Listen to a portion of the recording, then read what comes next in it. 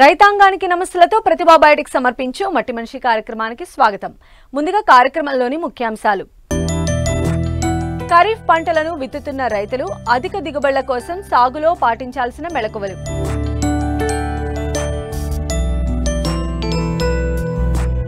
Cabbage సాగులో మేలైన యాజమాన్యం, మార్కెట్కు అనుగుణంగా సాగు చేస్తే మంచి లాభాలు. స్వయం ఉపాధి మార్గంగా పెరటి కోళ్ల పెంపకం, తక్కువ సమయం తక్కువ పెట్టుబడితో లాభాలనిచ్చే రాజశ్రీ కోళ్లు.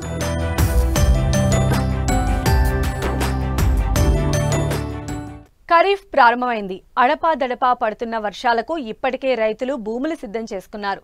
విత్తనాలు, ఎరువులను సమకూర్చుకున్నారు. అయితే మెట్ట, మాగాణుల్లో పంటలు సాగు చేసేటప్పుడు రైతులు ఎలాంటి పంటలను ఎంచుకోవాలి, సాగులో ఎలాంటి మెళకువలు తీసుకుంటే పెట్టుబడులు తగ్గి అధిక దిగుబడులు సాధించొచ్చో రైతులకు తెలియజేస్తున్నారు వరంగల్ ప్రాంతీయ వ్యవసాయ పరిశోధనా స్థానం ఏడిఆర్ డాక్టర్ ఉమారెడ్డి.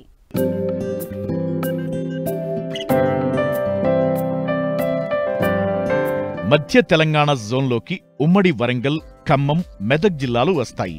ఇక్కడ ఖరీఫ్లో ప్రధాన పంటలు వరి, పత్తి, అపరాలు, జొన్న, చెరకు, మొక్కజొన్న, పప్పు ధాన్యాలు, నూనె గింజ పంటలను సాగు చేస్తుంటారు. అందుకు తగ్గట్టుగానే అధికారులు విత్తనాలు, ఎరువులు రైతులకు అందుబాటులో ఉంచారు. అయితే ఖరీఫ్ సీజన్ ప్రారంభం కావడంతో రైతులు ఇప్పటికే దుక్కులు చేసుకుని విత్తనాలు సేకరించుకున్నారు. విత్తనాలు విత్తేందుకు సిద్ధమవుతున్నారు. బోర్ల కింద వరి సాగు చేసేవారు రోహిణీ కార్తెలో వరినార్లు పోయడం పరిపాటి.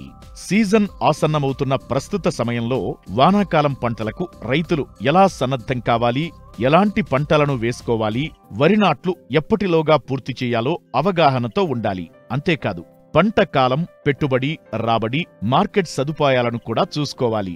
ఈ విషయాలన్నీ పరిగణలోకి తీసుకుని ఏ పంట సాగు చేస్తే అధిక నికర ఆదాయం పొందగలమో రైతులకు తెలియజేస్తున్నారు వరంగల్ ప్రాంతీయ వ్యవసాయ పరిశోధనా స్థానం ఏడిఆర్ డాక్టర్ ఉమారెడ్డి.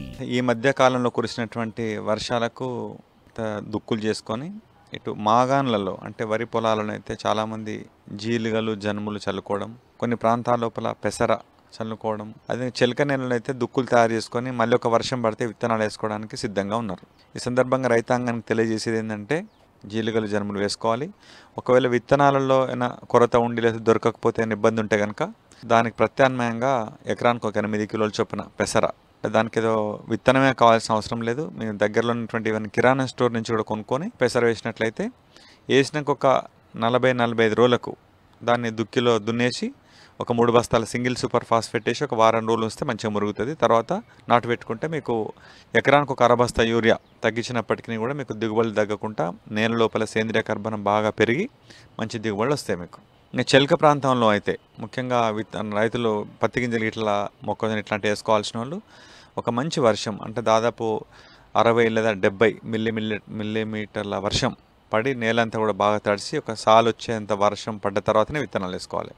తొందరగా వేసుకున్నట్లయితే నేల లోపల పొదను సరిపోక మొలవకపోతే మళ్ళీ విత్తనాలు కొనడం వల్ల మీకు ఖర్చు అవడమే కాకుండా మార్కెట్ లోపల విత్తనాల కొరత కూడా ఏర్పడి ఈ కల్తీ సీడ్ ఇలాంటివి కూడా రావడానికి అవకాశం ఉంది. పత్తి పెట్టుకునే రైతులు చాలామంది ఒకే రకమైనటువంటి హైబ్రిడ్ కావాలని పదే షాపుల చుట్టూ తిరగడం చేత ఆ పర్టికులర్ హైబ్రిడ్ కొరత ఏర్పడడం, దానివల్ల మార్కెట్ లోపల కల్తీ సీడ్ రావడం ఇట్లాంటి ఇబ్బందులు వస్తాయి. కాబట్టి అందరూ ఒకే హైబ్రిడ్ వేయాల్సిన అవసరం లేదు. దాదాపు మార్కెట్లో ఉన్నటువంటి ఒక 20-25 హైబ్రిడ్స్ కొంచెం కుడి ఎడమగా అన్నీ ఒకే రకంగా ఉంటాయి. మీకు మీ గ్రామంలో కానీ చుట్టుపక్కల గ్రామాల్లో రైతులు వేసినటువంటి ఇతర హైబ్రిడ్స్ని కూడా మీరు పరిగణలోకి తీసుకొని హైబ్రిడ్ కొనుక్కొని యాజమాన్య పద్ధతులు అంటే ముఖ్యంగా విత్తనం వేయాల్సిన సమయంలో విత్తనం వేయడం, సాలుకు మధ్యన మొక్కకు మధ్యన ఒక మంచి దూరాన్ని పాటించడం, ముఖ్యంగా ఎరువుల యాజమాన్యం అంటే నేల లోపల కాంప్లెక్స్ ఎరువులు వేసి పైపాటుగా వేయకుండా పైన కేవలం యూరియా, పొటాష్ లాంటివి వేసి పైన ఈ నీళ్ళలో కరిగేటువంటి ఎరువులను సందర్భానుసారంగా పిచికారీ చేసుకోవడం, ఈ గులాబీ రంగు పురుగును నియంత్రించడం అంటే ముఖ్యంగా పర్యవేక్షణ కొరకు ఈ లింగాకర్షక బుట్టలు ఎకరానికి ఒక 12 పెట్టుకొని దాని యొక్క ఉనికిని గమనించి వెంటనే సస్యరక్షణ చర్యలు చేపట్టడం, ప్రతి 6 సార్లకు ఒకసారి ఈ కంది చేను లాంటివి వేసుకోవడం, ఇలాంటి యాజమాన్య పద్ధతులు పాటించినప్పుడు పలానా హైబ్రిడ్ అనే కాకుండా ఏ హైబ్రిడ్ వేసుకున్నా సరే మీకు మంచి దిగుబడి రావడానికి అవకాశం ఉంది. సో కాబట్టి పత్తి వేసుకునే రైతులు ఈ జాగ్రత్తను పాటించాలి. మార్కెట్లో 55 లక్షల ఎకరాలకు సరిపడేంత సీడ్ను రాష్ట్ర ప్రభుత్వం అందుబాటులో ఉంచింది. కాబట్టి విత్తనాల కొరత లేనే లేదు. కానీ పర్టికులర్ హైబ్రిడే కావాలంటే కొరత వస్తుంది. కాబట్టి రైతు సోదరులు ఈ విషయాన్ని గమనించాలి. అనుకున్న సమయానికే నైరుతి రుతుపవనాలు పలకరించాయి. రాష్ట్రంలో పత్తి విత్తనాలను విత్తుకోవడానికి రైతులు దుక్కులను దున్నుకుని సిద్ధంగా ఉన్నారు. అయితే సరిపడినంత వర్షం కురిసిన తరువాతే విత్తనం వెయ్యాలని శాస్త్రవేత్తలు సూచిస్తున్నారు. మరోవైపు పత్తిని సాగు చేసే రైతులు అంతర పంటలను సాగు చేయాలని, ప్రత్యామ్నాయంగా కందిని సాగు చేస్తే తక్కువ పెట్టుబడితో అధిక లాభాలను పొందవచ్చని సూచిస్తున్నారు.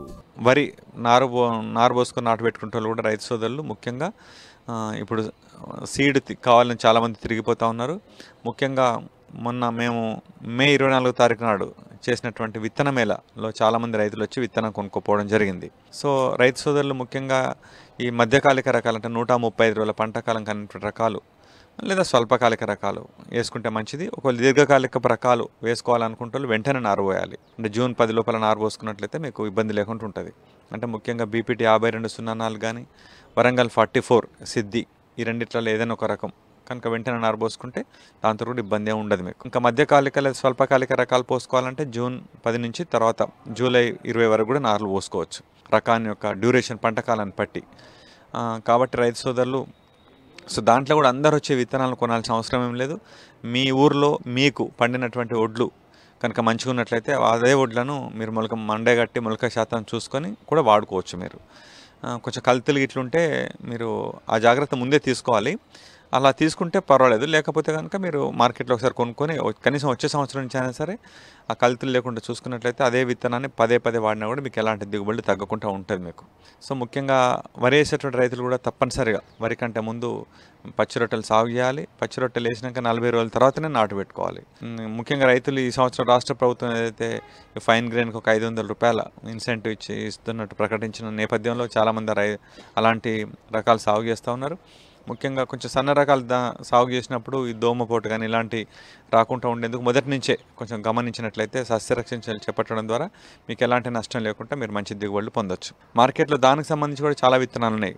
ముఖ్యంగా వరంగల్కి సంబంధించినటువంటి 962, అయితే కూనారం 1638, అయితే RNR 15048 తెలంగాణ సోనా, కంపసాగర్ ఇలాంటి అనేక రకాలు మార్కెట్లో లభ్యమవుతూ ఉన్నాయి.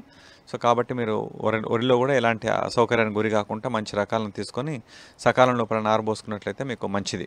ఇక కందులు కూడా అంటే చాలామంది రైతు సోదరులు కేవలం పత్తి మొక్కజొన్న వరే కాకుండా మీరు కందిని కూడా వేసుకున్నట్లయితే పత్తి కంటే కూడా ఎక్కువ ఆదాయం వచ్చే అవకాశం ఉంది. మార్కెట్లో మంచి రకాలని ముఖ్యంగా మా ప్రాంతీయ వ్యవసాయ పరిశోధన స్థానం నుంచి వరంగల్ 97, వరంగల్ 93, 255, 121 లాంటి మంచి రకాలు విడుదల చేయడం జరిగింది. అవన్నీ కూడా అందుబాటులో ఉన్నాయి. సో కాబట్టి ఆ రకాలను కూడా తీసుకపోయి ఇప్పుడు వేసుకోవచ్చు. మీరు వేసుకున్నట్లయితే కూడా మీకు ఎకరానికి ఒక 10 నుంచి 12 క్వింటాలు దిగుబడి వస్తే మీకు మంచి ఆదాయం వస్తుంది. దాంతో పెద్ద పని ఉండదు, మీకు పురుగు మందులు కొట్టాల్సిన అవసరం ఉండదు, నేల సారం కూడా బాగా పెరుగుతుంది, విత్తనాల కొరత ఉండదు మీకు. సో కాబట్టి అందరూ పత్తినే కాకుండా పత్తికి ప్రత్యామ్నాయంగా కంది చేను గురించి కూడా ఆలోచించండి. ఆలోచిస్తే మీకు ఆదాయం వస్తుంది, పని తక్కువ ఉంటుంది, పెట్టుబడి కూడా తక్కువ ఉంటుంది మీకు. దానికి సంబంధించిన విత్తనాలు కూడా మాకు ప్రాంతీయ వ్యవసాయ పరిశోధన స్థానం లోపల అందుబాటులో ఉన్నాయి. దాన్ని కూడా తీసుకెళ్ళొచ్చు మీరు.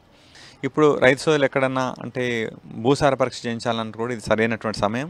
కాబట్టి మట్టి నమూనా తీసుకొచ్చి దగ్గరలో ఉన్నటువంటి ప్రాంతీయ వ్యవసాయ పరిశోధన స్థానం కానీ లేకపోతే వ్యవసాయ అధికారులకు కానీ ఇచ్చినట్లయితే సరే ఈ సంవత్సరం కొరకు కాకపోయినా కూడా వచ్చే యాసం కొరకన్నా మీకు ఫలితాలు ఉపయోగపడతాయి. కాబట్టి మట్టి నమూనాను తీయడానికి అనువైన సమయం కాబట్టి మట్టి నమూనా తీస్తే మంచిది. ఈ పంట అవశేషాలను కూడా ఎట్టి పరిస్థితులు తగలబెట్టద్దు. వాటిని అన్ని కూడా తిరిగి నేల లోపల కల్లెదుని ఏర్పాటు చేసుకోవాలి. వరి కానీ పత్తి కానీ మొక్కజొన్న కానీ పంట అవశేషాలను తగలబెట్టడంలో చాలా ప్రమాదం ఉంది. వాతావరణం కలుషితం అవుతుంది, నేలంతా కూడా నిస్సారం అవుతుంది. ఇవన్నీ అనేక రకాల సమస్యలు ఉంటాయి. కాబట్టి తప్పనిసరిగా దాన్ని ఒకసారి నీళ్లు పెట్టి దున్ని సింగిల్ సూపర్ ఫాస్ఫేట్ వేసి తిరిగి నేల లోపల కల్లెదుని ఏర్పాటు వరలు చేసుకోవచ్చు. అదే పత్తిలో అయితే ఒకసారి రోటోవేటర్తో కొట్టినట్లయితే కూడా భూమిలో కలిసిపోతుంది, వర్షాలు పడ్డప్పుడు అది మురిగిపోతుంది. సో కాబట్టి ఎట్టి పరిస్థితుల్లో దాన్ని తగలబెట్టకుండా చూసుకోవాలి. సో ఇలాంటి యాజమాన్య చర్యలు చేపట్టినట్లయితే వచ్చే వానాకాలం లోపల మీకు మంచి దిగుబడులు వచ్చి మంచి ఆదాయం వస్తుంది. ఈసారి వాతావరణ శాఖ కూడా మనకు చెప్తుంది ఏంటంటే వర్షాలన్నీ సకాలంలో కురుస్తాయి. కురవాల్సిన వర్షం కురిసే అవకాశం ఉంది. అంటే వర్షం తక్కువ ఉండేటువంటి పరిస్థితి లేదు. కాబట్టి మీరు మంచిగా ప్లాన్ చేసుకుంటే మీకు మంచి పంటలు వంటి మంచి ఆదాయం రావడానికి అవకాశం.